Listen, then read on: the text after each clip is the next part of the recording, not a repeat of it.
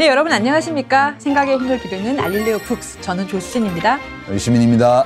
네, 오늘은 지난 시간에 이어서 거의 모든 IT의 역사, 저자이신 정지윤 교수님 모시고 이야기 나눠보도록 하겠습니다. 정지윤 교수님 안녕하세요. 네, 안녕하세요.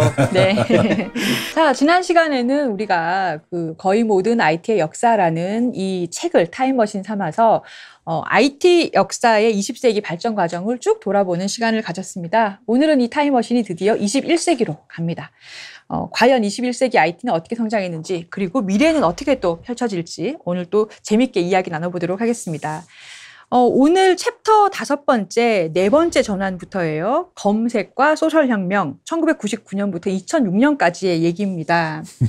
이 검색하면 교수님, 네. 구글을 빼놓을 수가 없죠. 그렇죠. 오죽하면은 구글링, 그러니까 검색하다라는 말을 구글링 해봐 이렇게 표현하게 됐고, 검색하는 행위를 구글 신께 여쭤보는. 아, 맞아요.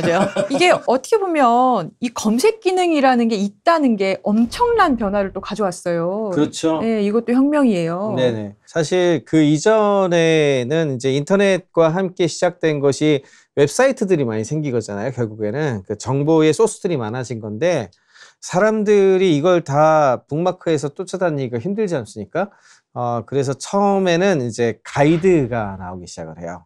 그게 이제 검색 가이드. 그렇죠. 그게 최초의 포탈이 되는 회사, 이제 야후가 등장을 하게 되는데, 2002년까지만 해도 야후를 가지고 검색 네. 엄청 했어요, 저도. 제리 양하고 데이비 파일로라고 하는 스탠포드 대학교 대학원생들이 만들었는데, 이 둘이서 인터넷 돌아다니니까 너무 재밌는 거죠. 그랬는데 너무 사이트가 많아서 자기들이 나중에 다시 가보는 것도 힘들잖아요. 그래서 파일 정리하듯이 정리를 하기 시작을 했어요. 카테고리 만들어 가지고. 카테고리 만들어 쭉 정리를 해서 페이지를 하나 만든 거예요. 북마크라 그러는데, 북마크 여기만 해놓으면 일단 여기서 시작. 그러면 이제 문에 들어가는 거잖아요, 처음에. 그래서 포탈이라 그래요, 포탈. 처음 인터넷에 바다에 들어가는데 이 포탈이라고 하는 문에서 처음 들어가라, 이런 뜻이에요. 그게 문이라는 뜻이에요. 네, 포탈이 사실은 처음에 인터넷이라고 하는 세계에 들어갈 때 이 문을 통해 들어간다는 의미라고 생각하시면 되는데, 처음에는 이렇게 야후처럼 가이드를 줘가지고요, 가이드를 북마크했다가 거기서 하는 방향으로 했었는데 사람들이 막 입소문이 나가지고 퍼진 거예요. 그러더니 갑자기 인터넷의 바다에 들어갈 땐 일단 저 가이드에 접속해서 들어가면 제일 편해. 그러니까 모두 여기서 시작하는 거죠. 그때 이제 투자를 받고 뭐 이렇게 되면서 이름을, 우리가 정보를 발견했다, 야호 이러잖아요. 네. 그래서 야후 탄생을 하죠. 처음에는 그렇게 시작을 했는데 이젠 드디어 가이드로 정리할 수 없을 만큼 늘어난 거지. 웹사이트 수가. 네. 이 클릭 해가지고 해서는 100번 클릭해도 못 찾을 것 같은 그런 수준으로 된 거잖아요. 그러면 어떡하지? 이러다가 도서관에 색인 있잖아요. 검색이 찾는다는 의미하고 색인의 그 색자거든요. 네. 우리 도서관을 가도 책이 어딘지 잘 모르니까 도서관을 다 돌아다니면 너무 힘들잖아요. 그래서 간략하게 적어놓은 색인이 있었잖아요. 네. 그런 식으로 우선순위를 결정하는 게 되게 중요하니까 우선순위를 결정하는 알고리즘을, 그거를 구글이 굉장히 혁신적인 걸 하게 된 거죠. 근데 검색이 얼마나 성능이 좋느냐에 따라서 누군가가 정보를 얼마나 빨리 찾느냐에 싸움이 되는 거잖아요. 그렇게 되면서 인터넷 검색 엔진의 성능이 곧 인터넷 세계 전체의 첫 번째 관문, 포탈의 핵심이 되는 그런 시대가 된 거죠. 그러면서 구글이라는 회사가 급부상을 합니다. 구글을 우리가 지난주에 처음에 그 유명한 IT 기업의 DNA 얘기할 때 구글을 공화국, 구글의 DNA 공화국이라고 그랬는데, 구글은 사람들이 되게 선망하는 회사예요. 네네네. 구글에 취직했다 그러면 엄청 좋아해요. 사람들이 부러워하고. 근데 그 이유가 되게 단순하던데, 물론 급여나 이런 것도 훌륭하지만 되게 놀이터 같다. 네, 되게 자유로운 문화 이런 것도 있고. 네. 원래 시작할 때부터 구글은 그랬어요? 처음부터 좀 그런 특징을 좀 갖고 있었죠. 그러니까 스탠포드 대학원생들이 만들다 보니까 어떻게 보면 투자도 되게 그 뒤에 좀 많이 받았고, 그렇지만 이제 역시 차고에서 출발했거든요. 차고에서. 이것도? 네, 여기도 차고 출발이 우리나라는 많아가지고. 차고가 없어갖고 IT 산업이 잘 안 되는 거야. 대체할 뭐가 없을까요? 네. 그리고 나서 이제 이 회사가 나중에 투자를 받고 옮겨갈 때 좀 달라지기 시작을 해요. 투자를 받고 옮겨갔는데 이 대학원생들 뛰어난 친구들을 데리고 와서 엔지니어 기반으로 해서 돌아가는 회사다 보니까 여기에다가 어떻게 하면 이 친구들을 재미있게 만들어줄까 이런 게 되게 중요해서 처음부터 복지에 신경을 되게 많이 썼더라고요. 뭐 탁구대회 같은 걸로 시작을 했지만 처음에는 마사지사를 고용을 하고 피곤할 때 풀어줘야 되니까 셰프도 고용하고. 예, 셰프는 밥 먹으러 가려고 그러면 차 타고 우르르 나왔다가 점심 먹고 들어가야 되는데 더 불편하잖아요. 이게 238쪽에 보면은 그러한 분위기를 굉장히 잘 나타내는 그런 에릭 슈미츠가 첫날 출근했을 때 그 풍경이 유명하죠. 있어요. 이거 전문 경영자가 필요하다라고 해서 에릭 슈미츠 이분을 2000년에 이제 스카웃을 했단 말입니다. 근데 238쪽 하단에 보면 2001년 8월 구글 CEO에 오른 에릭 슈미츠는 늘 입던 정장을 벗어 던지고 구글 문화에 맞춰 구글 로고가 새겨진 골프 티셔츠를 입고 첫 출근을 했다. 나름 신경 쓴 거죠, 처음에. 네. 근데 에릭 슈미츠의 사무실에는 책상이 2개 놓여 있었는데 한 엔지니어가 빈 사무실을 보고 먼저 자리를 잡아버리는 바람에 그 엔지니어 옆에 앉아서 일을 했다. 우리의 상식으로는 이해되지 않지만 구글은 그런 회사였다. 한눈에 구글 상태를 파악한 에릭 슈미츠는 그 엔지니어를 쫓아내지 않고 조용히 옆자리에 앉아서 일을 했다. 이런 부분이 있어요. 그러니까 CEO가 새로 왔는데 그 사람 방에 책상 2개 있는데 변네 하고 가서 막 그렇죠. 일을 하니까 새로운 사장이 나가란 말도 못하고 옆에 조용히 앉아서 같이 이렇게 일을 했다는 거 아니에요? 그게 굉장히 상징적이죠. 두 가지를 다 보여준 거라고 생각을 하는데 첫 번째는 누구나 자유롭게 자유로운 방식으로 일한다라고 하는 문화에 대한 에피소드이기도 하고 두 번째는 저게 이제 에릭 슈미트라는 사람이 대단하다고 얘기할 수 있는 부분인데 그걸 그냥 뭐 그럴 수도 있지 하고 그냥 그대로 했잖아요. 그래서 사실은 구글이 무너지지 않고 초창기에 사실 삐걱삐걱 했거든요. 그렇게 잘 넘어간 것 같아요, 위기를. 대단하신 분이죠. 그래서 에릭 슈미트에 대해서 이제 진짜 많은 사람들이 어떤 면에서 보자면 스티브 잡스나 빌 게이츠 같은 경우에는 한마디로 자기 영역에서 한가닥 하는 그리고 자기가 창업해서 막 휘두른 사람들이잖아요. 그런데 상대적으로 인터넷 컴퍼니는 역사가 좀 뒤에 시작한 거라 세르게이 브린이나 레리 페이지는 70년대생이거든요. 그러니까 되게 젊은 사람들이었단 말이에요. 그랬는데 이제 그 투자자들이 투자를 했잖아요. 미래를 보고. 근데 얘네들이 엔지니어들이라 천방지축이야. 천방지축이고 말도 하나도 안 듣고 돈을 벌려고 하는데 돈 벌 방법은 생각도 안 하고 이러고 있는 거예요. 하고 싶은 것만 하고. 그리고 이제 소개를 계속 해줬대요. 이 사람을 이제 대표로 좀 해라. 그러면 가전 핑계를 다 해서 다 자르는 거죠. 저 사람은 기술을 이해를 못하고 저거를 못하고 막 이러니까 막 무지하게 화가 났을 거예요. 투자자들이 돈을 벌어야 되는데 그러다가 이제 에릭 슈미트가 처음으로 간택이 돼서 이 두 사람의 눈에 처음으로 든 사람이에요. 저 사람이. 그래서 이제 잔소리 듣기도 귀찮고 하니까 이분한테 맡기자. 그리고 이제 전략은 하나였죠. 우리가 하기 싫은 귀찮은 일만 맡기자. 이 사람한테 다 맡기자. 우리 나머지 갖고 좀 재밌게 놀자. 그러면서도 견제를 되게 많이 했다 그래요. 왜냐하면 어른이 와서 우리들의 독특한 문화를 흐트러 놓지 않을까. 이런 경계를 엄청 많이 했다 그러는데 만약에 에릭 슈미트가 와서 그거를 이제 자기 스타일로 바꾸려고 노력을 되게 많이 하고 막 이렇게 휘둘렀으면은 깨졌을 거예요. 분명히. 갈등도 굉장히 많았다 그러거든요. 그런데 그거를 굉장히 유하게 잘 받아들이고 또 이게 또 독점이었잖아요. 사실상 이 검색 서비스도 그 외부에서도 뭐 미국도 정부도 그렇고 수많은 곳에서 별의별 압력이 많이 왔을 거 아닙니까? 이제 그런 거에 대해서 잘 대응하고 사실 정치를 잘하신 분이죠. 그러니까 그 천방지축 개발자들을 데리고 회사를 잘 운영했죠. 그리고 투자자들도 설득 잘하고. 이제 구글은 그렇게 천방지축 개발자들이 천재들이긴 하지만 기업 경영은 전혀 모르는 사람들이 투자자들을 만나서 군량미를 공급을 받아서 계속 놀 수 있는 조건을 확보를 했고 근데 투자자들은 언젠가는 돈을 돌려받으려고 하잖아요. 그렇죠. 그 처음에는 검색 서비스에 수익이 없었잖아요. 없었죠. 지금 구글은 수익이 많지 않나요? 지금은 수익 엄청나게 내고 있죠. 물론이요. 이게 되게 중요한 사건이죠. 인터넷 비즈니스라고 하는 거를 얘기할 때 비즈니스 모델이란 말을 지금 이제 많이 쓰는데 그게 사실 인터넷 등장과 함께 나온 단어예요. 비즈니스 모델이라는 말 자체가.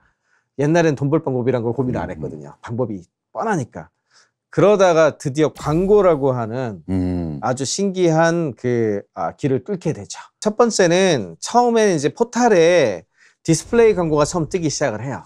그게 이제 야후가 이제 포탈이라고 한 것은 결국엔 방문자 수가 늘어나는 거니까 옛날 생각해 보시면 지금도 그런 거 있긴 하다. 요즘도 신문사나 이런 데 뜰 거 보면 덕지덕지 붙어갖고 막 이렇게 배너 광고요. 배너 광고. 그게 디스플레이 광고잖아요. 배너라고 하는 것이. 결국엔 노출 많이 시키는 걸로 뭐 보겠다. 뭐 이런 거였는데 그게 사실은 굉장히 보기도 싫고요. 그 다음에 사용자 경험을 엄청 안 좋게 만드는 종류거든요. 근데 구글은 이제 그렇게 하고 싶지 않았던 거예요. 그래서 어떻게 하면 우아하게 광고를 할 수 있을까 고민하던 차에 애드워즈하고 애드센스라고 하는 두 가지 기술이 나오게 되면서 이제 비즈니스 모델을 얻게 돼요. 두 가지가 조금씩 다른데 하나는 한국어로 말을 하자면 애드워즈라고 부르는 거는 저거 생각하시면 돼요. 검색어 광고. 검색어 광고. 초기 화면에 딱 뜨는 거. 네네. 인터넷 서점 들어가면 맨 앞에 자기들이 팔고 싶은 책. 네네. 그렇죠. 자동 완성으로 뜨잖아요. 그래서 이게 광고라고 이제 표시를 해주죠. 애드라고 표시를 해주는 대신에 어쨌든 먼저 검색되게 하는 거. 네네. 앞에 먼저 뜨게 하는. 그래서 그거에 이제 광고 모델을 붙이는 거가 처음 성공을 하게 돼요. 이제 그렇게 되면은 사용자 경험이 좀 덜 헤쳐진 게 덕지덕지 복잡하지 않고 앞에 몇 개 나오고 뒤에는 또 제대로 나오잖아요. 그러니까 사용자들이 이 정도면 받아줄 수 있겠다 해서 받아들이기 시작을 했고, 두 번째는 광고를 이제 애드센스라고 그러는데 자기들이 만든 블로그라든지 아니면 무슨 페이지 이런 거 있으면은 거기다 갖다 붙일 수 있게 코드를 만들어 줬어요. 그래서 이 생태계가 늘어나면 이 광고를 다른 곳에 옮겨갈 수 있게 해줬거든요. 그게 이제 애드센스인데 이 두 가지가 등장을 하면서 원래 트래픽이 많았던 회사기 때문에 순식간에 매출을 크게 내기 시작을 하죠. 광고회사입니다. 광고회사. 근데 그게 막 거슬리지는 않더라고요. 그게 되게 중요했어요. 사실은 처음부터 광고 모델이 없었던 게 아니었거든요. 야후가 보여줬었기 때문에 그거를 할 수 있었는데 이 두 사람의 그 기질이 우리가 얼마나 참 엔지니어로서 사용성 좋고 많은 사람들이 편하게 볼 수 있도록 만들었는데 그 경험이 조금이라도 나빠지면 안 할 거야 이렇게 뻗댔거든요. 한마디로 말해서. 투자자 입장에서는 화나는 거죠. 아니 이렇게 트래픽이 많이 나는데 돈은 못 벌고 지금 뭐 하는 거냐 계속 그러고 있었는데. 아니 뭐 봉사활동하려고 창업했어? 근데 이거 사실은 이제 우리가 온라인 광고 이렇게 보면 지금 우리나라 포털들도 그 조심을 해요. 조심하죠. 조심하는데 약간 지금 어떤 식으로 돼가냐면 이제 포털에 손흥민 검색을 해요. 골 넣나 못 넣나. 포털에서 기사를 누르면 그 기사 밑에 그 제공한 언론사에서 제공하는 주요 뉴스 목록이 떠요. 주요 기사 목록. 주요 기사 목록 제목이 엄청 선정적으로 돼 있어요. 그걸 클릭하게. 그걸 클릭하면 그다음에 그 회사 홈페이지로 연결돼서 거기 완전히 지뢰밭이에요. 레거시 언론사라고 주장하는 데도 다 그렇게 해요. 그것만 있는 게 아니고 무슨 핫토픽 이래가지고 막 기사처럼 위장한 이것도 또 지뢰를 전부 깔아놨어요. 그래서 제가 이걸 보면서 이게 도대체 뭐란 말인가? 구글은 괜찮아. 그런 걸 되게 신경을 많이 쓰는 만약 스타일이어서. 구글이 그런 식으로 해서 봐요. 정말 사용자 다 떨어져 나가요. 그렇죠. 저는 이 개발자들이 그 자존심, 자부심, 자긍심 이런 것들을 지킨 것이 되게 잘한 일이라고 봐요. 그렇게 해서 망한 회사가 있죠. 마이스페이스라고. 그래요? 마이스페이스가 소셜 네트워크 서비스에 페이스북보다 앞에 성공했었던 회사예요. 그래서 거의 다 먹는 줄 알았어요. 진짜. 그래서 뉴스 코퍼레이션이라고 루퍼트 머독 그 언론 황제라고 불렸던 루퍼트 머독. 루퍼트 머독이 마이스페이스를 인수했거든요. 엄청 돈을 주고 인수했겠지. 엄청 돈을 주고 인수했죠. 그랬는데 이제 돈을 벌어야 되니까 거기에 지금 말씀하신 대로 덕지덕지 이상한 광고 붙였다가 번쩍이는 폭탄과 기사처럼 보이는 지뢰를 막. 심지어는 그 얘기가 치명적이었던 얘기를 하는데 페이스북이 막 초창기 뜨고 있었거든요. 다 이사하는 거죠.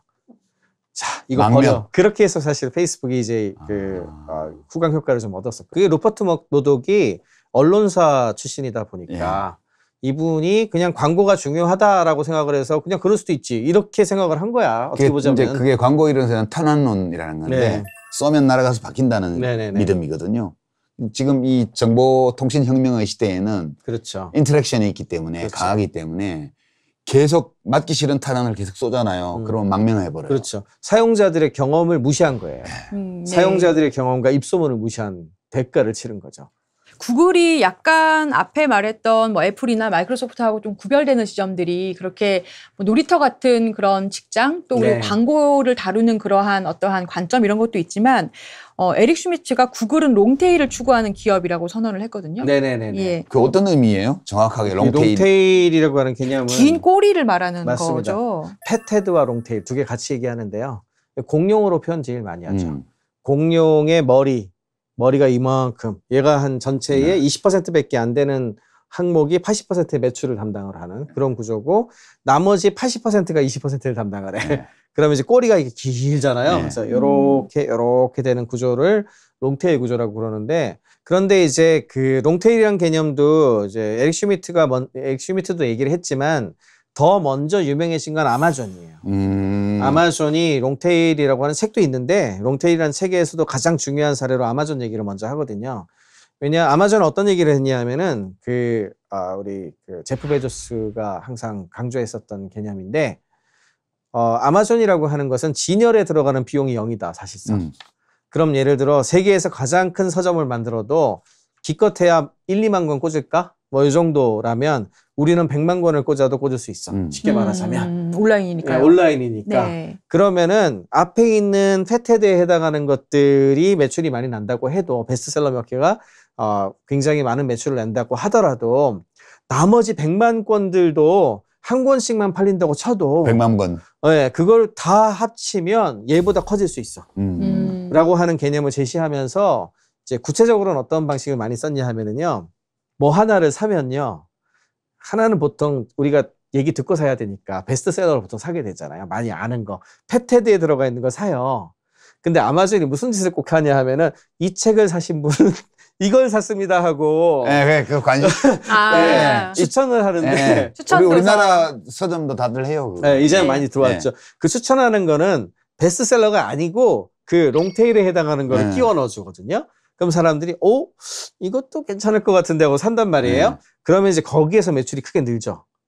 그 알고리즘을 사용을 하는 거죠. 지금. 그렇죠. 그거를 자극을 해서 늘리면은 이게 평탄화가 좀 이루어지잖아요. 그러면 구글도 그 덜 뛰어난 80%가 굉장히 뛰어난 20%보다 더 많은 가치를 창출할 수 있다라는 그런 롱테일을 추구한다라는 거는 구글 입장에서는 어떤 경영을 말하는 거예요? 그게 두 가지에서 롱테일 얘기를 많이 하는데, 첫 번째는 아까 광고 모델 중에 애드센스 같은 경우에는 만약에 구글이라고 하는 사이트가 포탈의 형태고 여기에 배너 광고를 달아요. 그러면은 이게 면적이 한정이 돼 있으니까, 한마디로 말해서 제일 뛰어난 광고들 몇 개밖에 눈에 안 띌 거 아니에요. 그러면 이 광고는 사실상 광고주 입장에서도 그렇고 돈 많은 사람들만 광고할 수가 있겠죠. 지면이 한정이 돼 있으니까. 그렇죠. 그러면 당연히 펫헤드죠, 이것도. 앞에 있는 몇 명을 위한 광고 지면이 될 것이고, 또 광고를 하려면 돈이 많아야 되고, 이런 구조가 되잖아요. 근데 애드센스는 아까 잠깐 설명드렸지만, 이 광고를 예를 들어 내 블로그에도 붙일 수가 있고 내 웹사이트에도 붙일 수 있게 돼 있거든요. 그럼 내 웹사이트나 내 블로그가 광고판이 된 거잖아요. 가만히 생각하면은 이 광고판이 굉장히 많죠. 그런데 만약에 내가 광고주를 섭외하려고 그랬으면, 너 그 블로그에 몇 명이나 들어간다고 광고를 하냐? 이랬을 거 아니에요. 광고판으로서의 자격 자체가 원래 없단 말이에요. 그랬는데 이제 애드센스가 이걸 통으로 묶어가지고요. 통으로 묶어가지고 그 달아만 놓으면 우리가 알아서 광고 바꿔서 넣어줄게. 이렇게 한단 말이죠. 잘 생각해 보시면 지금 알릴레오 북스도 광고가 유튜브 광고 하고 있죠. 뭐 우리는 그냥 거기서 배정해주는 대로 나가죠. 그거 똑같은 거예요. 그것도 잘 생각하면 애드센스하고 철학이 똑같은 건데. 그러네. 그러네요. 이게 100만, 몇십만 뷰라고 칩시다. 몇십만 뷰라고 해도 지금 몇십만 뷰 하는데 되게 많잖아요. 그럼에도 이 채널을 위해서 따로 광고주를 섭외를 해야 돼. 그러면은 그게 옛날 광고 모델이잖아요. 그럼 되게 힘들죠. 힘들고 찾기도 힘들고 뭐 이렇잖아요. 제가 이제 인포메이션 앤 인텔리전스라고 하는 채널이 있는데, 이건 구독자가 4,000명밖에 안 된단 말이에요.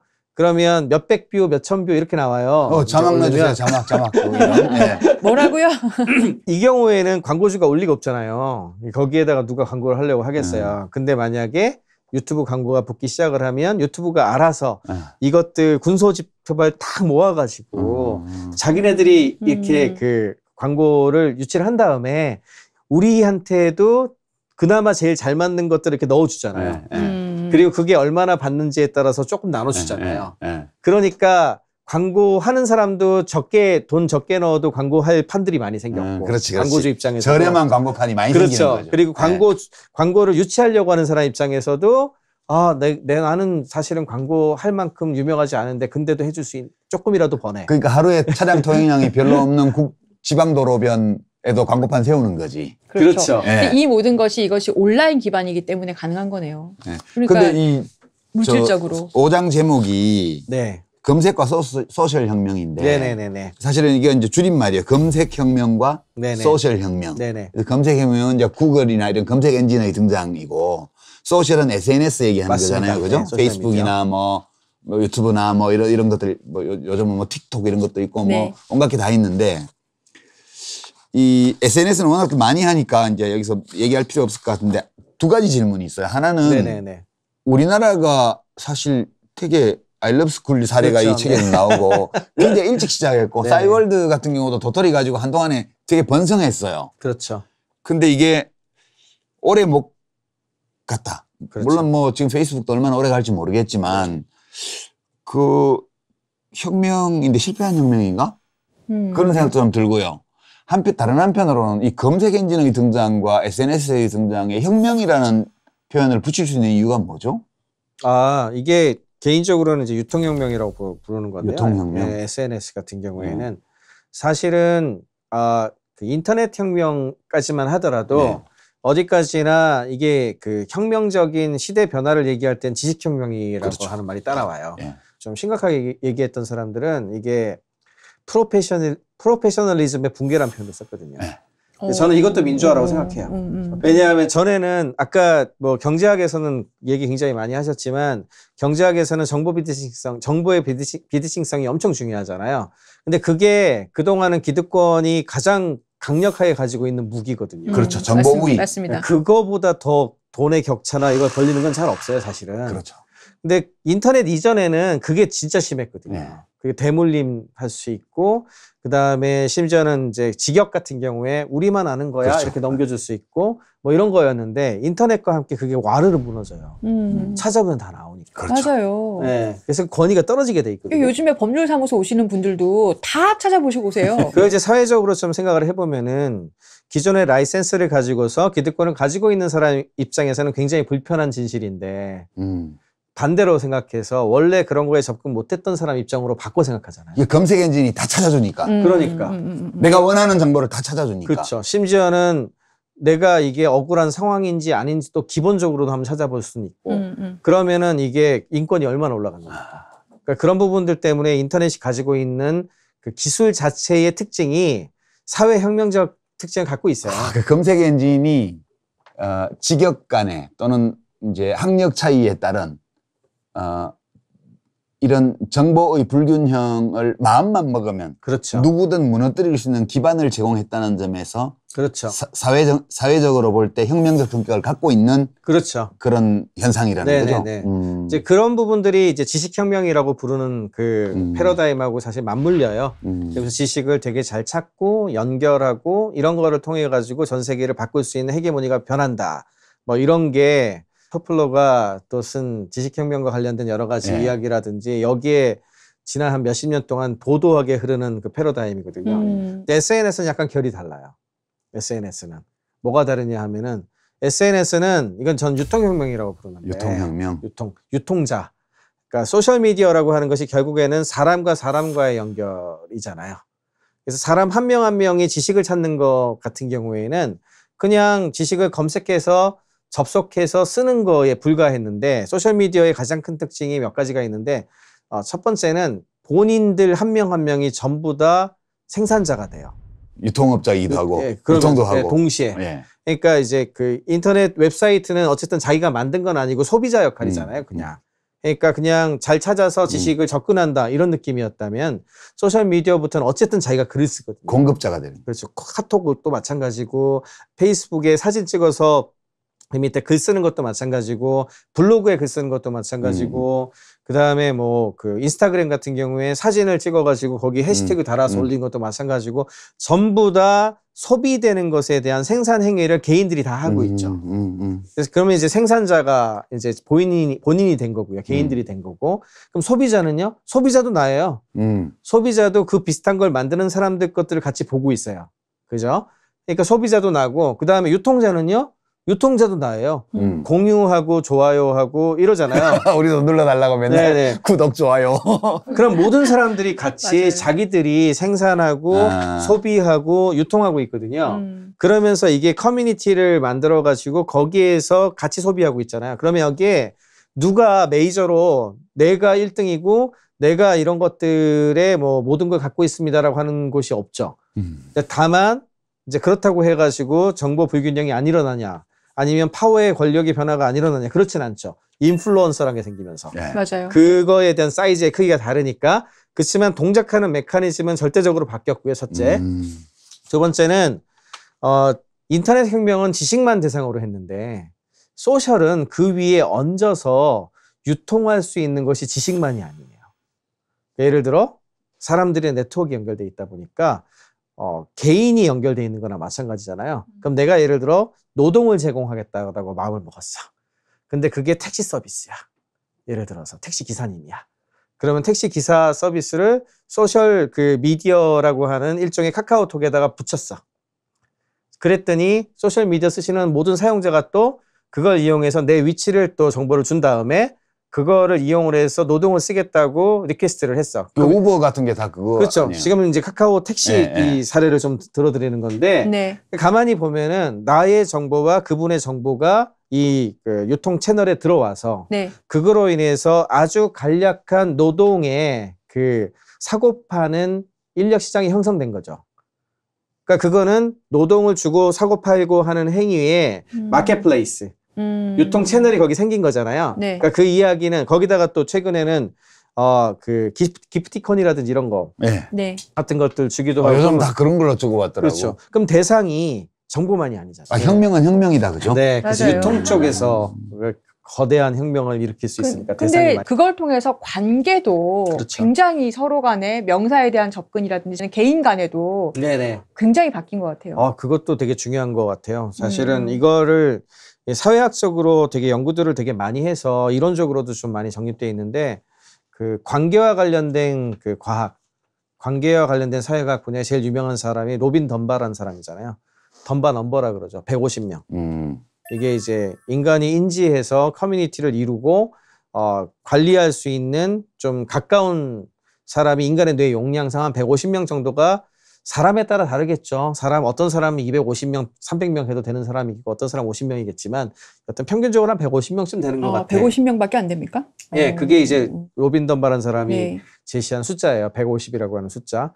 그래서 그걸 바탕으로 해서 편제 같은 것들을 많이 하거든요. 클래스라든지 숫자라든지 이런 것들을 되게 많이 하게 되는데 그러면은 그 안에 들어가지 않으면 내 네트워크가 아닌 거야. 그러면 그 안에 들어갈 게 굉장히 강력한 네트워크밖에 없거든요. 대표적인 게 학연, 지연, 혈연. 이게 소위 3대 연. 혈연 몇 명, 한 뭐 10명 이렇게 네. 치고 학연 내 진짜 친한 동창회 등등등등 해가지고 한 20-30명 예를 들어 하고 뭐 이런 식으로 지연 뭐 등등 해서 해봐야 한 150명 정도 가까운 사이고 그 네트워크 안에 못 들어가면 어떻게 됩니까? 그러면은 이제 차별을 받는 거죠. 그렇게 유력한 사람들 사이에 이제 그렇게 되는 건데 전에는 이거거나 아니면 관계가 없거나 끝이에요. 근데 소셜 미디어, 소셜 네트워크가 생기면서 기묘한 관계가 하나 생겼어요. 뭐냐면 이걸 아는 사람이라고 해야 되나? 아니면 생판 모르는 사람이라고 맞아요. 해야 되나? 예를 들어 맞아요. 페이스북 친구야. 맞아요. 페북 친구. 그래서 메시지도 보고 예. 메시지도 가끔 주고받고 생일 때는 다 축하드립니다. 뭐 하고 뭐 네네네. 힘내세요 하는데 그렇죠. 저 진짜 그런 적 알아요? 있어요. 오다 가다 지하철에서 네. 지하철역에서 페북 친구인 어떤 변호사님하고 근데 네네네네. 실제로 본 적은 없어요. 그래서 뭐 와인 뭐 드시나요도 하고 뭐 서로 굉장히 이게 이제 정보를 많이 나눈 분인데 네네. 막상 마주쳤는데 아는 척을 해야 될지 말아야 될지 모르겠더라고요. 둘 다 이렇게 아까 그 150명에 해당하는 친한 친구나 이거였으면 바로 아는 체 하셨겠죠. 아유 당연하죠. 자, 그러면 근데 그 불편한 감이나 헷갈리네 하는 그런 느낌이 아예 모르는 사람이어서 생각도 안 들었겠죠. 그렇죠. 그래서 요 중간 관계에 해당하는 기묘한 관계가 생겨나요. 이거를 위크타이라고 부르거든요. 약한 뭐 연결? 네. 뭐 이런 정도로 표현하면 되는데 아까 덤바 넘버에 해당하는 스트롱 타이라고 표현해요. 그래서 강력한 기존의 관계. 근데 이건 숫자가 얼마냐? 아무도 몰라요. 사실은 트위터 같은 경우에는 짧게 하니까 굉장히 숫자가 많을 수도 있고 페이스북 같은 경우는 5,000명을 해놨잖아요. 지금 친구 5,000명 정도 해놨거든요. 근데 확실한 거는 150보다 훨씬 크다는 거지. 맞아요. 150보다 훨씬 크다. 어찌됐건 그분들의 생각을 어떤 사안이 발생했을 때 계속해서 들을 수 있다는 게 혁명은 혁명인 것 같아요. 그렇죠. 그러면 그 숫자가 늘어나면은요, 네트워크는 효과가 곱하기가 되거든요. 그래서 조금 늘어난 게 1단계, 2단계 넘어가면은 이 커지는 사이즈가 기하급수라서 엄청 커지거든요. 한두 단계만 넘어가면 다 전 세계가 연결되는 이런 상황이 돼요.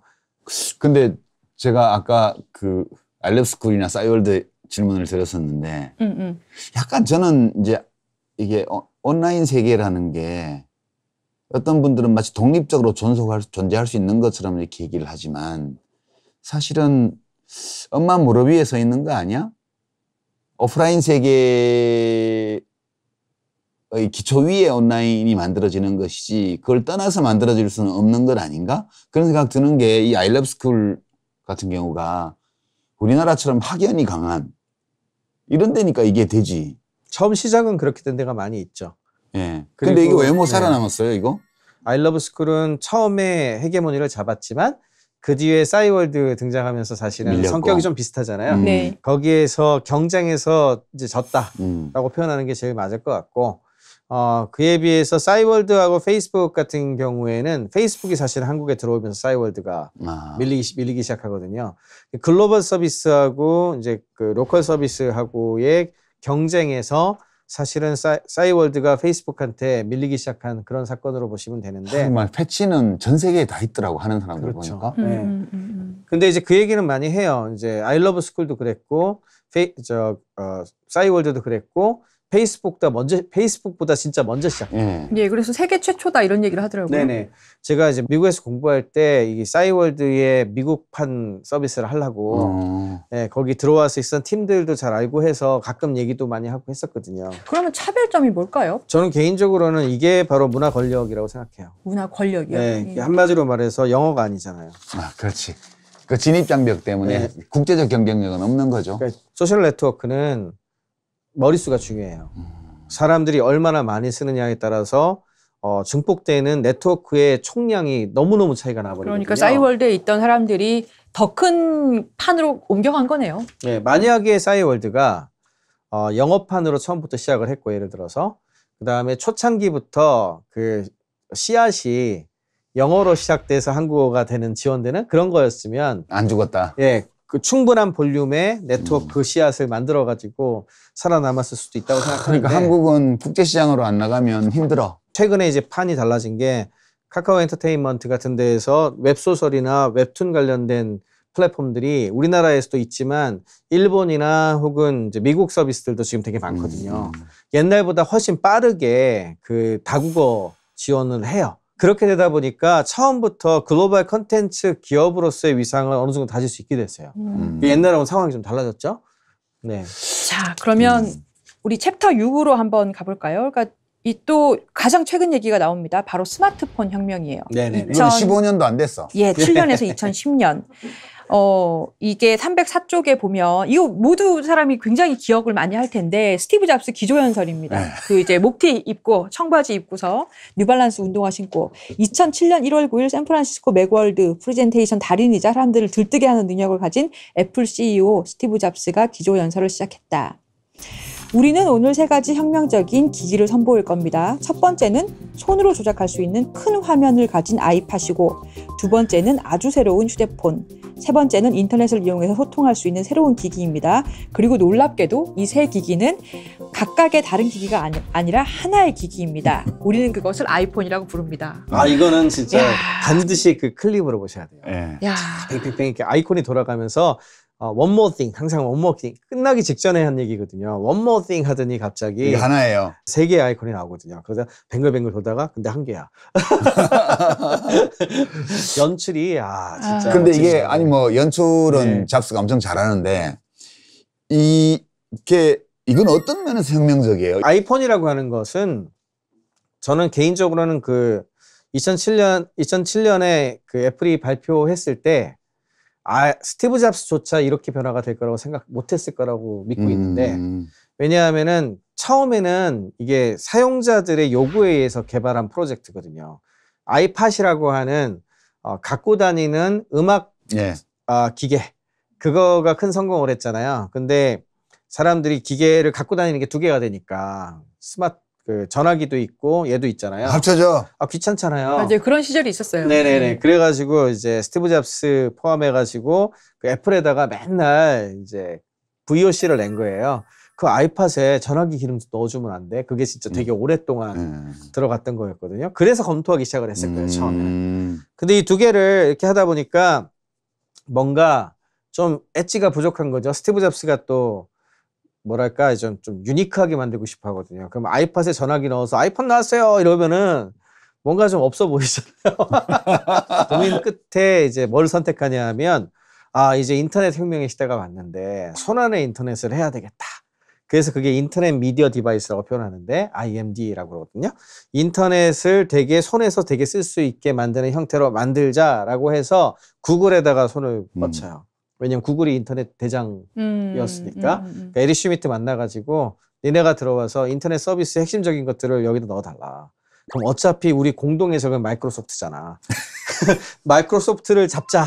이제 이렇게 해가지고 서로 싸우다가 손 잡았다가 막 계속 그러는군요. 그래서 처음에 나올 때부터 아이폰에 구글이 탑재된 거죠. 그렇죠. 맞아요. 선탑재가 됐었거든요. 그것도 좀 신선했어요. 네, 그렇게 해서 이제 딱 들어오니까 이거는 이제 전화기인지 원래는 전화기에다가 컴퓨터를 집어넣는 거거나 아니면 컴퓨터에다가 작게 만들고 이 정도만 생각하고 음악기기 정도 생각했는데 갑자기 처음 보는 기기가 나온 거예요. 처음 보는 기기가 나와서 굉장히 다양한 경험을 할 수 있게 된 거죠. 근데 이게 그 할 수 있는 일의 범위가 단순히 뭐 미디어 소비를 한다거나 아니면 음악 듣는 걸 넘어섰잖아요. 별의별 걸 다 할 수 있게 됐잖아요. 이른바 모바일 시대를 열은 그렇죠. 거죠. 근데 그거는 스티브 잡스가 예측을 못했어요. 거기까지 가리라고는? 네, 갈 거라고. 왜냐하면 사람들이 이게 제일 역사에서 제일 잘못 알고 있는 것 중에 하나가 이건데 아이폰이라고 하는 기계, 스마트폰이라고 하는 기계가 왜 성공했다고 생각하십니까? 저는 그게 아무 데서나 할 수 있는 거라고 봐요. 아무 데서 그것도 굉장히 중요하죠. 저는 아이폰 1을 사용하면서 트위터에 입문을 했거든요. 그래서 그런 SNS 소셜 미디어. 그 소셜 미디어에 적합한 기계, 그것도 얘기를 많이 해요. 두 분 얘기 다 맞는 얘기고요. 사실 그 이유가 여러 가지이기 때문에. 그런데 스티브 잡스가 생각 못했던 게 뭐였냐 하면 사람들이 앱스토어라고 하는 거 있잖아요. 앱스토어. 거기에서 굉장히 수많은 앱들과 또는 서비스나 또는 그 소프트웨어를 깔아서 쓸 수 있게 됐잖아요. 그러면서 정말 할 수 있는 게 맞는 기계처럼 여러 가지로 쓸 수 있다는 걸 되게 중요하게 얘기를 하거든요. 근데 이 아이폰의 그 앱스토어 기능이 처음 나올 때 없었어요.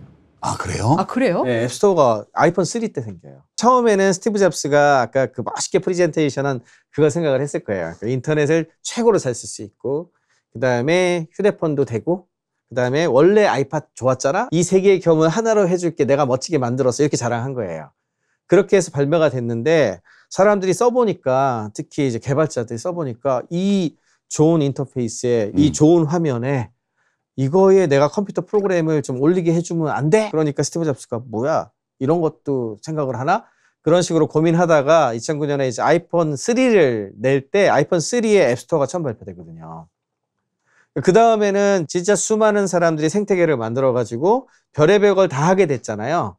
이걸 가지고 지금처럼 우리나라처럼 진짜 코로나19가 닥치면 QR코드 찍고 들어가고 그 다음에 배달시켜가지고 배달 먹고 이렇게까지 아무 데서나 평소에 그냥 모든 걸 다 이걸로 할 거라고는 스티브 잡스가 상상도 못했을 거예요. 그 데스크탑 컴퓨터의 기능이 엄청 줄었어요. 그렇죠. 집에 가도 이제 데스크탑을 안 켜게 돼요. 맞아요. 예. 그래서 이제 사실은 이 모바일 시대가 들어서면서 윈도우 제국에 마이크로소프트 제국이 점점 이렇게 몰락되기 시작하죠.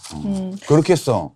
네. 근데 우리나라에서 이 아이폰 나오고 나서 금방 스마트폰 우리나라 기업들이 다 출시했잖아요. 맞아요. 근데 그렇게 금방 할 수 있는 건데 왜 먼저 못했죠? 그 기술은 이미 다 갖고 있었다는 뜻이잖아요. 그럼 충분히 할 수 있었죠. 근데 그렇게 과감하게 먼저 가는 퍼스트 무버라 그러잖아요. 먼저 나가는 그런 거를 할 여력이라든지 마음가짐이 안 돼 있다. 외국 사례 갖고 와라. 뭐 성공 그렇죠. 사례 있느냐. 빨리 따라잡긴 잘할 수 있는데 지금 우리가 먼저 치고 나가는 거는 한국이 진짜 그 정도 할 수 있는 게 맞나. 지금은 이제 많이 바뀌었어요. 우리나라가 1등 찍는 게 많아졌잖아요. 그러면서 개인들도 그렇고 스타트업도 그렇고 큰 기업들도 그렇고 마인드셋이 좀 바뀌었어요. 이제는 그런 것들이 좀 나올 거예요. 그러면은 삼성이 애플처럼 사실 이제 하드웨어 부분에서는 굉장히 많이 이제 막 따라잡거나 거의 뭐 더 잘 나왔다라는 것도 있는데 소프트웨어를 만들 수도 있을 것이다. 삼성, 애플 같은. 이제 앞으로는 그렇게 될 수 있을 거라고 생각을 해요. 기대된다. 어쩌면 한국의 이름 없는 스타트업이 갑자기 그렇게 될 수도 있는 거고. 그러니까 그런 상황이라서 그게 멋있는 것 같아. 이 IT의 세계는 IT는 너무너무 순식간이에요. 정말 그 유저들의 요구를 충족할 수 있는 개념과 어떤 그 수단과 그거를 만들 수 있는, 구현할 수 있는 어떤 기술과 이 아이디어와 기술만 딱 가지고 있으면 순식간에 이걸 하더라고요. 굉장히 역동적이에요, 이 세계는. 그렇죠. 그래서 IT 산업의 가장 큰 특징이 그 점이 마음에 들어. 속도전. 굉장히 빨라요. 그래서 1등이 되고 나서 몇 년 내에 1등을 안 뺏기고 지키잖아요. 그러면 절대 못 따라잡을 정도로 도망가요. 심지어는 우리나라 대기업들이 만들어서 뭔가 한 거 치고 스타트업들이 먼저 한 거에 뒤따라 들어간 다음에 따라잡은 게 몇 개나 되나? 거의 없어요. 거의 없는데 왜냐하면 첫째 스타트업들 같은 경우 굉장히 빠르게 움직이거든요. 빠르게 개선해서 사용자들이 여기에 딱 들어오게 만들어요. 그러면 이제 대기업이 가지고 있는 우위점은 한 몇 가지 정도로 요약할 수 있는데 첫 번째는 브랜드.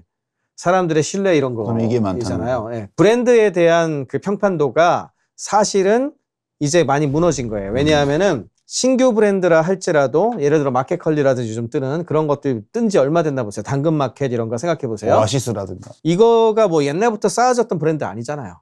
근데 나오자 뭐 몇 년 안 된 사이에 사람들이 진짜 대표 브랜드를 인식하죠. 그렇게 따지면은 이제 사용자들이 이미 브랜드 가치라는 측면에서 이렇게 새로운 것들을 받아들일 준비가 됐다는 얘기예요. 그러니까 시장 진입이 된다는 얘기죠. 다르게 표현하자면 돈도 스타트업이 많아요. 왜 그렇죠? 투자가 활발하니까. 투자가 활발해서. 전에는 대기업들만 돈 많다 생각을 했는데 스타트업들은 자기 돈이 아니죠. 근데 투자 자본이 엄청 커요. 그럼 이 책에서 나왔던 지금 이 IT 기업들이 발전했던 뭐 혁신했던 거랑 굉장히 비슷한 조건이네요. 그렇죠. 실리콘밸리가 밟았던 역사를 한국이 밟아가고 있는 거예요. 그래서 제가 이제 지난 2010년에 책을 썼을 때하고 2020년에 지금 책을 개정할 때 가장 크게 바뀌었구나 하는 생각을 한 게 2010년 책이 이제는 뭐 절판돼가지고 못 보시겠지만 저는 봤다니까요. 상당히 부정적으로 쓰여 있어요. 한국이 못할 거야 같은 느낌으로 쓰여져 있어요. 솔직히 말해서. 아니 꼭 그런 건 아니지만 약간 그렇게 밝고 활기차지는 않았어요. 네, 맞아요. 좀 어두운 분위기로 썼어요. 저도 실리콘밸리의 이 미국의 이런 역동적인 이걸 어떻게 하지 이랬다가 요즘에는 우리가 압축 성장을 하잖아요. 그처럼 역시 역사가 짧았을 뿐 그 사이클에 들어가고 있구나. 그걸 몸으로 느끼고 있는 거죠. 실장이 6번째 전환입니다. 아까도 잠깐 말씀 나눴는데 클라우드와 소셜 웹 혁명이에요. 그러니까 SNS 말하자면 페이스북, 트위터 뭐 이런 뭐 그런 사이버상에 있는 뭐 사회랄까요? 그런 공간을 말하는 거잖아요. 궁금한 게 지금 기존의 언론, 종이 언론이라든지 방송국이라든지 이런 것들을 소셜 웹이 어느 정도까지 대체 가능하다고 보세요? 레거시 미디어 소위. 그러니까 그게 기존의 원래 구독을 통해서 원래 그 브랜드, 이게 신뢰라고 하는 것이 여기 연결돼야 되는데 그거를 믿는 사람 수가 기하급수적으로 줄어드는 것 같아요. 특히 젊은 세대로 넘어가면 전혀 어느 미디어에서 나왔는지를 보지 않거든요. 그리고 아예 그런 것들에 대한 고민 자체를 안 해요. 그 이야기는 그 브랜드 자체의 존재감이 사라졌다는 얘기거든요. 미디어로서의 브랜드로서의 가치가. 그러니까 이미 뭐 세대 교체가 된다면은 이미 존재감이 없는 거죠. 컨텐츠 자체의 본질이 더 중요해지는 시대가 된 거예요. 어떤 면에서는. 그리고 그 컨텐츠 출연하는 사람들 한 명 한 명들이 그 각각에 대해서 그 정체성을 책임지는 사람들에 의해서 결정이 나는 거예요. 그러니까 과거에 어떻게 보면 체계라든지 뭐 그다음에 그 시스템이라든지 이런 것들이 가지고 있었던 장점과 우위가 사라진 거죠. 그러니까 우선 인터뷰 같은 것만 하더라도 제가 요즘 인터뷰를 안 하는 게 이게 잘려서 나오는 거예요. 맞습니다. 네. 그러니까 남의 손, 그러니까 신문이면 다른 사람의 손을 거쳐서 내가 나가는 거예요. 방송 인터뷰는 마찬가지로 다른 사람의 편집을 통해서 나가게 돼요. 네. 그게 늘 불만족스러운 거예요, 하면서. 그렇죠. 제가 사실은 저도 인터뷰 안 하거든요. 신문 인터뷰를 안 해요. 왜냐하면 굉장히 아픈 기억이 한 번 있어가지고. 그런데 어느 신문 기자라고는 말씀 안 드릴게요. 전화가 와서 그때 이제 노키아가 무너지던 때였어요. 노키아가 무너지니까 삼성전자도 이렇게 큰 회사가 무너지는데 삼성전자 같은 데도 무너질 수 있는 거 아니냐 나중에. 그러면 삼성전자가 무너지면 우리나라가 어떻게 되냐 이런 얘기를 하길래 전화로 열심히 설명해 드렸죠. 한국이 가지고 있는 어떤 그런 그 펀더먼틀도 튼튼하고 그 다음에 삼성전자가 물론 좋은 회사라 쉽게 무너지지 않겠지만 무너진다고 해서 우리나라가 뭐 크게 그렇게까지 타격받을 수 있는 나라도 아니고. 삼성전자 무너져도 한국 경제 끄떡없어. 그렇게 제목 나가는 거 아니에요? 맞아, 바로 그거야. 저도 그 생각하고 있었어요. 네, 진짜. 위험한데. 그 얘기를 한 게 아니었는데 여기 설명을 해줬는데 타이틀이. 교수님 또 애매한 게 그 말을 또 안 한 건 아니거든요. 안 한 것도 아니야. 했어. 맥락이라는 게 있는데 거기만 딱 들어서 삼성전자가 무너진다고 나라 안 망한. 네, 저 그거 나갈지도 모르고 있었는데 갑자기 삼성전자의 그 홍보 담당 임원이 공항에서 전화가 온 거예요. 공항에서 이런 얘기 했냐고. 어떻게 해가지고 진짜 한번 그리고 나서 내 절대로 이 거두절미 해가지고 자기네들 마음대로 뽑아내는 인터뷰 안 한다. 근데 그때부터 인터뷰를 안 하잖아. 그래서 레거시 미디어를 꼰대 미디어라고 번역하셨구나. 그러니까 그것도 보니까 질문을요. 자기네들이 뽑아내 그 말이 나올 때까지 계속하는 것 같아요. 예. 그래서 그 말 딱 나온 거를 그냥 이렇게. 그러니까 증인신문 못지 않아요. 기자분들이 스킬이 좋아가지고 거의 증인신문 하듯이 이렇게 막 뽑아내시더라고요. 아까 그 이제 이 대목에서 사실은 뭐 이 소셜웹은 검토해 볼 면이 여러 가지 있지만 시간 제약도 있으니까 아까 그 앞장에서 정보 유통과 관련해서 시민들 각자가 각 개인이 생산자, 유통하는 사람, 그다음에 소비자까지 한꺼번에 다 통합이 돼 있잖아요. 그렇죠. 지금 이게 다 하고 있죠. 이 네트워크가 되면서 그래서 이 소셜웹이 기성 언론을 대체할 수 있느냐 그런 질문이었는데 대체는 못하겠죠. 대체는 못하죠. 하지만 공존하는데 과거처럼 그러니까 이 20세기 현상이거든요. 이 언론이라는 이 사기업 형태로 조직되어 있는 이 정보유통업체가 시민들의 어떤 생각을 형성하는 과정을 지배하면서 그러지는 못하지. 이 언론 시장에서 패권을 잡은 세력이 이제 여론 시장을 장악하고 그래서 사회 상태나 국가 권력의 향방에 심대한 영향을 미치는 이게 꼭 나쁘다는 뜻은 아니에요. 제가 보기에는 그전처럼 왕들이 뭐 물려받고 하는 거에 비하면 그렇죠. 훨씬 낫죠. 네, 그거보다는 낫죠. 낫지만 적어도 19세기 종반부터 시작해서 이 시대가 열려가지고 20세기 종반까지 왔는데 그 패권은 끝이 난 것 같다. 네네네. 그런 생각이에요. 네, 그렇죠. 이제는 가릴 수 없죠. 가릴 수 없고 막을 수 없고 진짜 완전히 이제 블라인딩 해가지고 니네들은 아무것도 몰라 이런 식으로 할 수 없는 시대가 됐죠. 그게 제일 중요한 의미인 것 같아요. 어떤 면에서. 심지어는요. 소위 인플루언서의 SNS 계정을 뭐 24시간 모니터링 하는지. 그거 좀 심하더라고요. 와, 아니, 진짜. SNS를 취재해가지고 기사를 만드는 그 흐름이 너무 커졌어요. 제가 인터뷰 안 한다 그랬잖아요. 그런 거 글 쓴 거 해가지고서 그래서 가끔 나와요. 지금 말씀하신 대로 진짜. 나는 그 레거시 미디어의 기자분들께 격려를 해드리고 싶어요. 자부심을 가지시라. 스스로 기사를 생산하시라. 왜 이 SNS를 들여다보고 거기 나오는 멘트를 따서 기사를 만드냐. 최소한의 직업적 자부심을 가져야 될 거 아니냐. 그 신문 기자나 신문사는 정보의 생산자고 공급자 위치잖아요. 그렇죠. 근데 왜 그렇게들 하는지 모르겠어. 감당이 안 돼서 그러나? 그런 게 인기 있어서 그런 거 아닐까요? 신문사도 살아남아야 돼서 어떻게 보면 생존 전략으로 가다 보니까 더 이런 일이 벌어지는 거 아닌가. 취재비도 안 들고 저비용이라서 그렇게 하나? 그것도 있는 것 같아요. 저는 사실은 미디어 환경이 안 좋아짐으로 인해서 옛날처럼 안정적인 수익을 구축하기 쉽지 않아졌고 그로 인한 부작용 중에 하나일 수도 있다라고 생각을 하고 있습니다. 또는 인공지능이 기자를 다 대체할지도 모른다잖아요, 지금. 그런 얘기들 하죠. 이 챕터 8이 마침 그 인공지능을 다루고 있어요. 그러니까 IT, 마침내 인간을 초월하다라고 해서 2016년부터의 얘기를 담고 있거든요. 네, 알파고 이후죠. 예, 이 알파고. 네, 굉장히 재밌어요. 네. 그러니까 지금 2016년에 알파고가 이세돌을 이겼지 않습니까? 그 당시 이세돌 씨가 예. 돈을 너무 적게 받고 그 대국을 했다는 생각이 두고두고 저는 드는 거예요. 맞아요. 그렇죠. 그런 얘기 많이 했었어요. 역사적 이벤트가 굉장히 중요한 사건이거든요. 그 중요한 사건의 매치잖아요. 그럼 예를 들어서 뭐 우리가 프로복싱이야.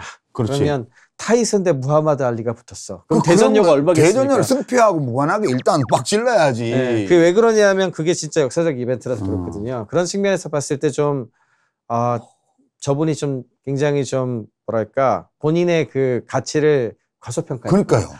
근데 사실은 그 대국이 있다는 얘기를 들었을 때 설마 알파고가 이길 거라고는 저는 저 같은 경우는 몰랐어요. 생각을 못했고 그래서 그게 굉장히 기사화됐던 이유도 그걸 보고 비로소 AI가 이 정도까지 이러한 세계 최고의 바둑 기사를 이길 정도로 복잡한 대국을 이렇게 두는 형태까지 왔구나라는 걸 일반인들이 많이 알았고 그때 정말 AI가 인간의 영역을 다 차지하는 거 아니냐?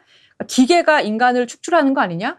인간의 노동을 대신하는 거 아니야? 이런 공포가 그 당시 상당히 생겼던 것 같아요. 네. 이게 사회적으로 임팩트를 많이 줘요. 그러니까 누구나 AI에 대한 존재를 알게 되고 이걸 가지고 바꿀 것에 대한 생각을 하게 되고 뛰어들게 만들었죠. 그러면서 AI가 본격 진입을 합니다. 역사적 흐름으로 보면 이렇게 흘러가거든요. 지금은 진짜 상용화하는 게 들어간 거예요. 상당 부분. 그러니까 이제는 진짜 중요한 게 기술 개발하는 게 중요한 게 아니고 그래서 이거 가지고 무슨 서비스나 무슨 제품을 만들 거야. 이렇게 물어보죠. 그래서 어디 쓸 건데? 그러면 이렇게 쓸 거면 뭘 만들어야 되고 뭘 바꿔야 되고 이렇게 바뀐 거예요. 그러니까 엄청 바뀐 거죠. 지금 약간 단순하게 어떤 정해진 공간에서 나르거나 닦거나 이런 거는 다 뭐 기계가 다 하고 있어요. 어떤 식당에 가면 주문에 여기 뭐 로봇이 와 갖고 와요. 예, 물회 어디 갔더니 아예 동해 어디 갔더니 물회를 이렇게 로봇이 주문하면 그냥 그 직원분들은 뒷정리만 하고 다니시고 테이블까지 오는 거는 로봇이 쭉 와요. 단일 작업과 관련된 건 사실상 거의 100% 대체 가능하다고 보고 있죠. 네, 근데 이게 제가 그게 신기하다고 문과로서 신기하다고 생각하는 거는 집에서 돌아가는 그 청소기도 자동 청소기도 로봇 청소기도 그렇고.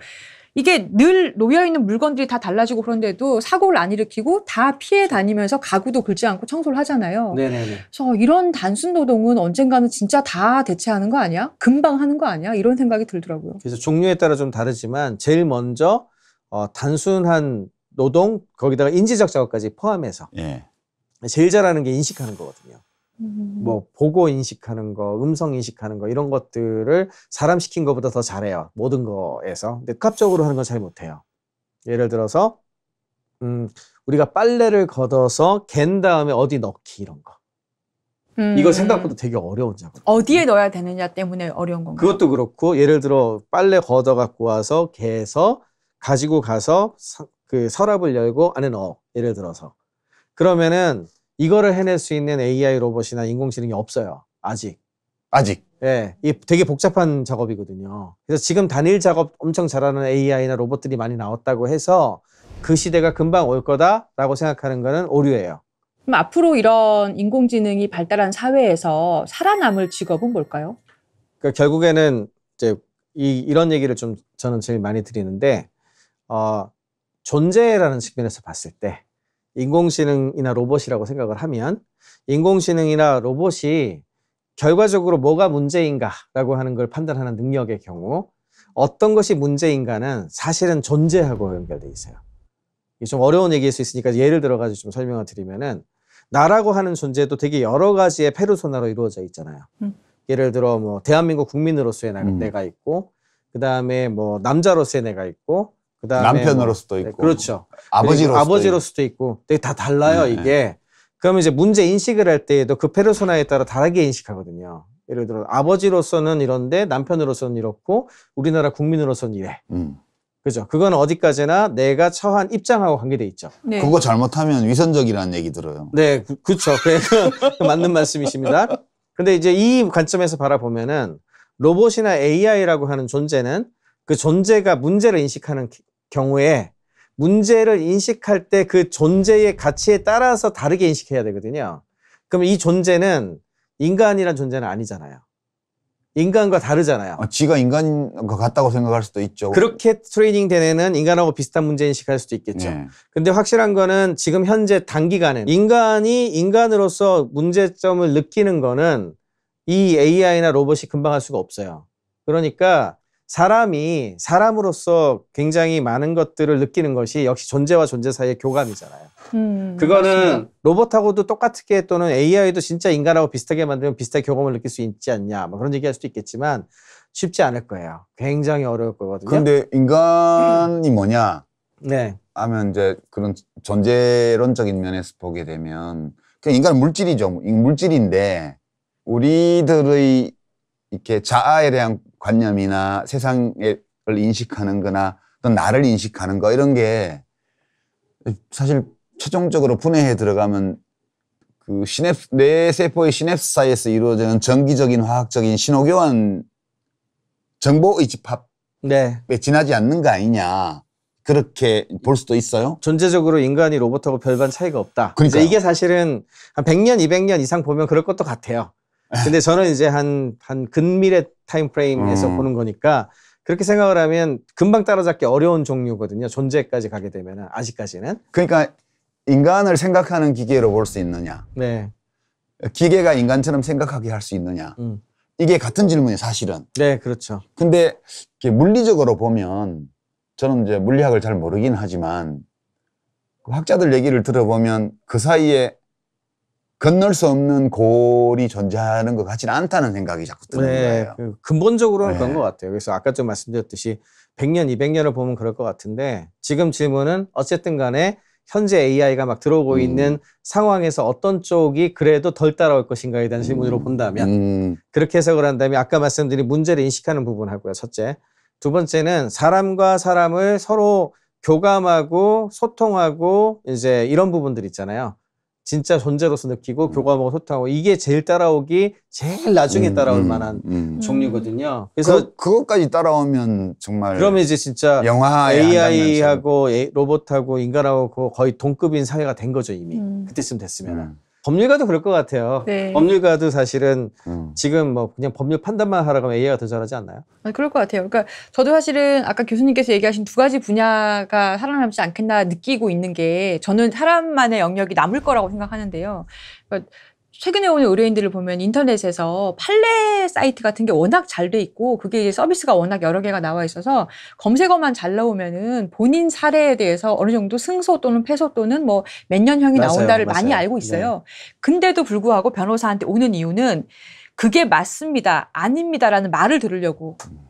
그리고 또 하나가 재판 과정을 좀 덜 고통스럽게 그렇지. 제 손을 잡고 다니고 싶은 거예요. 그렇지. 그러니까 공감해주고 힘드시죠. 근데 좀 있으면 뭐 어떻게 되고 어떻게 됩니다. 그러니까 그래서 인터넷이 할 수 없는 인간으로서의 저의 변호사의 종합적인 판단을 듣는 게 덜 불안하고 덜 무서워서 야, 인간이 오는 것 같아요. 천적이 없는 종인데 드디어 천적이 등장했어. AI. 그래서 요즘 이제 의과대학 그 교육 관련된 쪽도 제가 좀 관여를 하고 있는데 학회에서도 굉장히 얘기를 많이 해요. 왜냐하면 지금까지는 교육을 할 때 사람 뽑을 때부터 마찬가지예요. 그러니까 학습 능력을 우선으로 해가지고 지금까지 선발을 해왔잖아요. 근데 만약에 이런 식으로 진행이 된다면 의사로서 가장 필요로 하는 능력이 뭔가? 그러면 교감하는 거라든지 사람들의 아픔을 아는 거라든지 그런 거에 대한 건 달래주는 거라든지 이 사람 진짜 가난하신 분인데 돈 못 낼 분이시지 않나요? 뭐 이런 것부터 시작을 해가지고 그런 부분들에 대한 것들을 느끼고 파악하는 사람이 좋은 의사가 될 거라는 얘기랑 비슷하잖아요. 확실한 거는 그 의사라고 하는 직역이 가지고 있었던 가장 중요한 원칙과 자질이라고 하는 것이 바뀌어 나갈 가능성은 되게 높은 거고 교육할 때에도 그런 지식을 막 밀어넣는 것 이상의 것들이 필요한 거죠. 기술에 대한 이해도. 그러니까 지금 인공지능을 잘 쓸 수 있는가에 대한 것도 가르쳐줘야 될 거고, 잘못된 거, 인공지능이 잘못 판단한 경우는 어떤 경우인가, 이런 걸 가르쳐줘야 될 수 있고. 지금 바둑 해설을 보면요. 네. 저 이제 바둑 TV 우리나라에 채널이 2개 있잖아요. 종종 중요한 대회가 있을 땐 보거든요. 보면 인공지능을 보면서 해설해요. 아, 그럴 것 같아요. 예, 인공지능은 뭐라는지 한번 볼까요? 그래서 아이고, 중국의 전례는 이렇게 얘기를 하네요. 아이고, 무슨 인공지능은 이렇게 얘기를 합니다. 근데 지금 신진서 둔 저수는 인공지능 거기에 없는데요? 와, 인공지능이 못 본 수네! 이게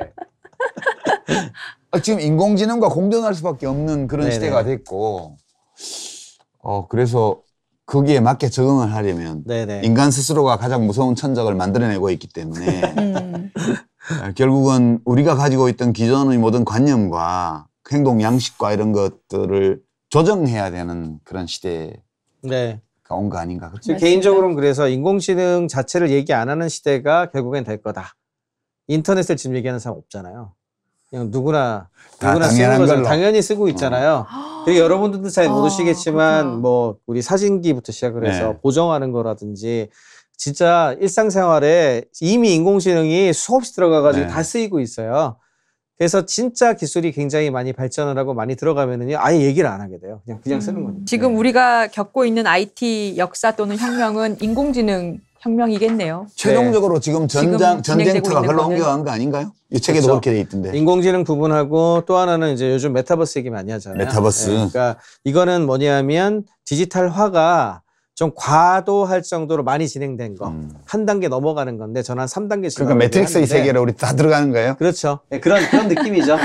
그러니까 거기서 빨간약, 시간이 파란약 선택만 하면. 그런 시간이 늘어난 거죠. 네. 그런 시간이 점점 늘어나서 그 다음에 경험하는 수준도 텍스트 수준을 넘어서 진짜 주변같이 느끼고 그런 두 가지. 그거하고 AI하고 여기가 이제 다음번에 굉장히 큰 전쟁터죠. 자, 이제 마지막으로 스페셜 チャプ터. 네. 우리 동아시아와 IT 얘기를 조금 해볼게요. 아까도 세운상가 얘기도 그 추억의 네네네네. 세운상가 얘기, 용산전자상가 얘기, 그 당시에 325쪽에 있는 얘기인데요. 세운상가에서는 뭐든지 주문만 하면 안 되는 것이 없다라는 믿음이 확산하면서 당시 사회에는 세운상가 사람들이 모이면 미사일이나 잠수함도 만들 수 있고 심지어 로봇 태권 부위를 만들 수 있는 기술이 세운상가에 숨겨져 있다라는 우스갯소리도 있었다. 네. 이런 부분도 이제 써놓으셨어요. 진짜 그렇게 얘기하는 사람들이 있었어요. 예.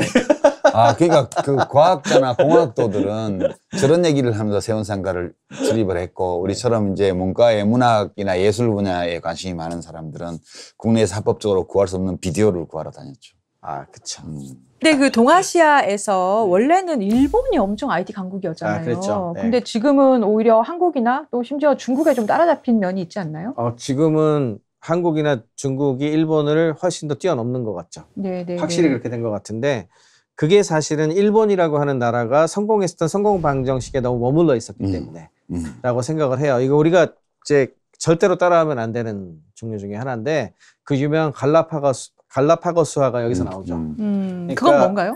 한마디로 자기네들이 제일 잘한다고 생각을 해서 시장을 가두는 거예요. 진화가 멈춘 것이죠. 그렇죠. 네. 그냥 섬이잖아요. 예. 근데 진짜 섬을 자기네들이 유도한 케이스인데 예를 들어 PC라든지 뭐 이런 것들도 마찬가지였고 대부분 일본에서 처음 초창기에 나온 하드웨어 제품들이 미국하고 별로 떨어지지 않은 시기에 나오거든요.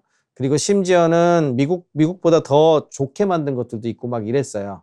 그럼에도 불구하고 일본 같은 경우엔 거기서 머물렀던 것이 뭐냐 하면 일본 그 소비자들 패턴 잘 아시잖아요. 이 사람들 또 자기네들 것만 좋아해요. 그래서 자기네들 제품들만 사주고 막 이랬거든요.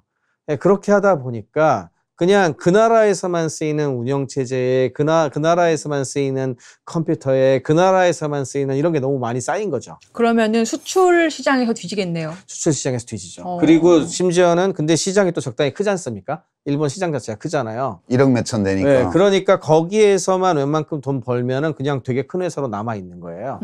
그러다 보니까 어떻게 보면 거기에 안주하게 되는 상황이 굉장히 오랫동안 발생을 했고 그러다가 드디어 우리나라에서 하드웨어 부분을 내주기 시작을 하죠. 그래서 한국이 먼저 일단 특히 삼성전자하고 LG전자 역할이 굉장히 컸는데 한국에 있는 반도체 기업도 포함해서 하드웨어 부분에서 일본을 따라잡는 건들이 계속해서 등장을 하기 시작해서 처음엔 따라잡아요.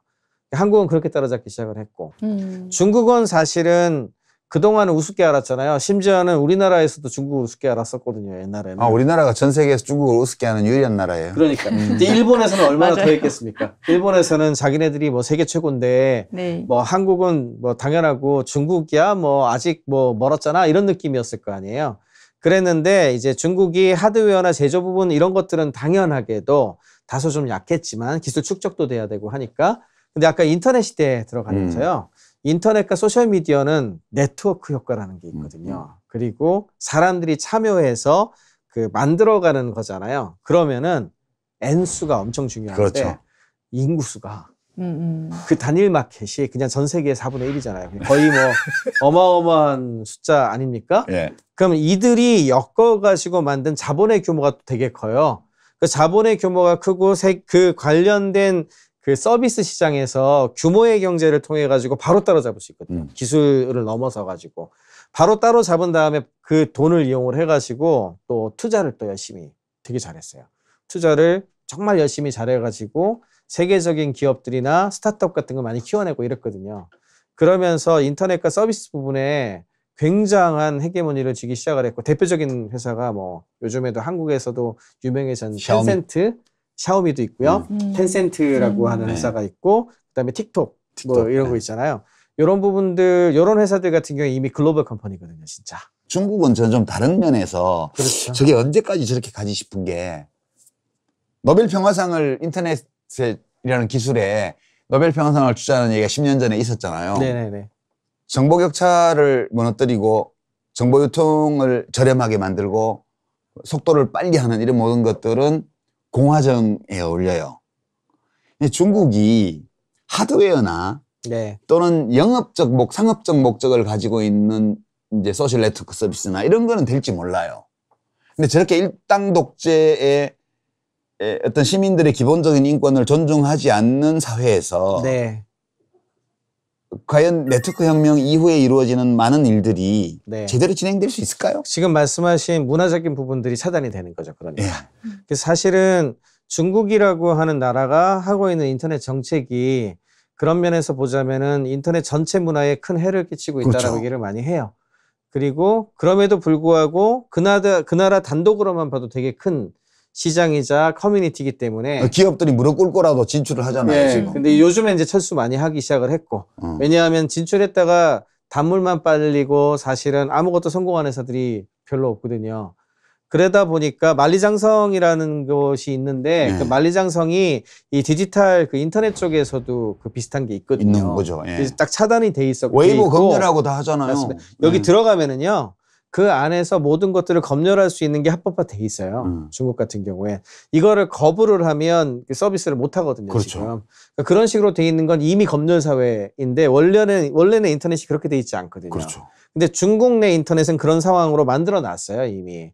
그 이야기는 이건 이미 인터넷이 아니죠. 아니죠. 그냥 차이나 터넷이지. 예. 차이나 인터넷이지. 그걸만으로 돌아가요. 그렇군요. 그러니까 그런 측면에서 보자면은 중국의 이제 발전상은 거기에서 어떻게 보면은 좀 제한이 되어 있는 그런 걸로 볼 수 있고. 약간 이런 그 중국 사회의 정치적 문화적 폐쇄성 이것과 이 IT 혁명으로 이제 통칭하는 컴퓨터 하드웨어 혁명에서부터 시작해서 네트워크 혁명, 인공지능까지 가는 이 개방화, 민주화, 평등화의 흐름하고가 서로 상충하기 때문에 엄청 상충하죠. 너무 안 맞죠. 저거는 좀 네, 사실은 그래서 자기네 내부에서는 그 사용성을 중심으로 해서 계속 커질 가능성이 되게 높죠. 네트워크가 원래 이제 정부가 잘 장악만 하면 이거보다 좋은 게 없거든요. 그렇죠. 그래서 그 키울 것 같고요. 중국 정부 입장에서는 둘 중에 하나 선택해야 되겠죠. 지금 전 세계가 연결되어 있는 이런 인터넷 세계의 문화와 이런 것들을 받아들이거나 근데 이제 그러면 체제 위협을 받겠죠. 그렇죠. 어떤 면에서는. 아니면 두 번째 그냥 자기네들을 갈라파고스로 일본보다는 조금 크지만 엄청 큰 갈라파고스를 만들어서 아니 중국 워낙 큰 나라여서 거기가 우주의 전부다 이렇게 생각하고 살아도 돼요? 아니, 그렇게 될 가능성이 좀 높아 보이긴 해요. 대신에 그렇게 되면 글로벌한 리더십을 가지긴 되게 어려워지죠. 네. 자, 이제 마칠 시간인데요. 예, 지금까지 정지윤 교수님 모시고 거의 모든 IT의 역사에 대한 이야기를 나눠봤습니다. 교수님 오늘 알릴레오 북스 출연해 보시니까 어떠셨어요? 네, 자유롭게 이것저것 진짜 별의별 얘기를 다 할 수 있어가지고. 근데 정말 많은 사람들하고 자유롭게 소통하는 느낌이어서 정말 좋았습니다. 이 책을 지금 10년 만에 개정판 내셨잖아요. 네네. 근데 IT 업계가 워낙에 또 변화가 빠른데 개정판을 또 앞으로 또 내실 건가요? 10년 뒤에 만약에 저 책을 보는 사람이 있다면 또 해야죠. 그러면 그때까지 우리 알북이 있으면 같이 나 70대가 됐어. 가질리오 북스는 하더라도 진행자는 딴 사람이 해야 되지 않을까? 아유, 아닙니다. 요새 100세, 110세 시대에 그때 그러니까, 되면 또 지금보다 젊으실 거예요. 오늘 뭐 유시민 이사장님 방송 어떠셨습니까? 아이, 재밌네요. 저는 요즘 무늬만 제가 경제학 전공이라 그런지 그 분야의 분들하고 얘기하는 것보다 이렇게 과학공학 분야에서 활동하시는 분들하고 얘기할 때가 훨씬 더 배우는 것도 많고 재밌는 것 같아요. 대화도 잘 되고요. 전공 선택 원래 이과에 피가 있었던 거 아니었을까요? 그러게요. 스티븐 잡스의 어록 중에 이런 말이 있다고 합니다. 자기가 세상을 바꿀 수 있다고 생각할 만큼 미친 사람들이 결국 세상을 바꾸는 사람들이다. 오늘 함께 읽어본 이 거의 모든 IT의 역사 책에 나오는 사람들이 바로 그 미친 사람들이 아닌가 싶은데요. 저희 알릴레오 북스도 앞으로 좋은 책과 더 좋은 생각으로 이 세상을 바꾸는데 작은 힘이나마 보탬이 됐으면 좋겠습니다. 다음 책 소개를 드릴게요. 다음번에 같이 얘기 나눠볼 책은 김두식님의 헌법의 풍경입니다.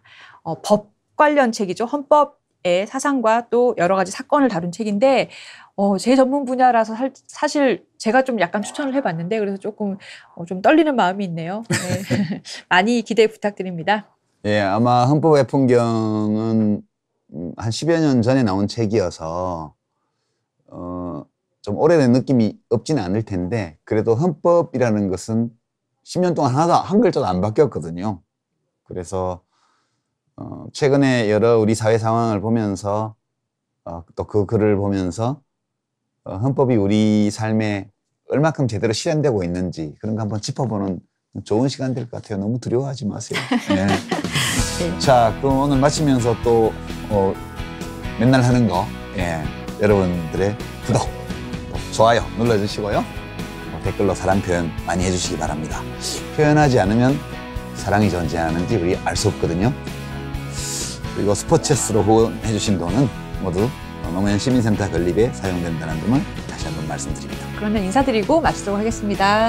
예, 고맙습니다. 감사합니다.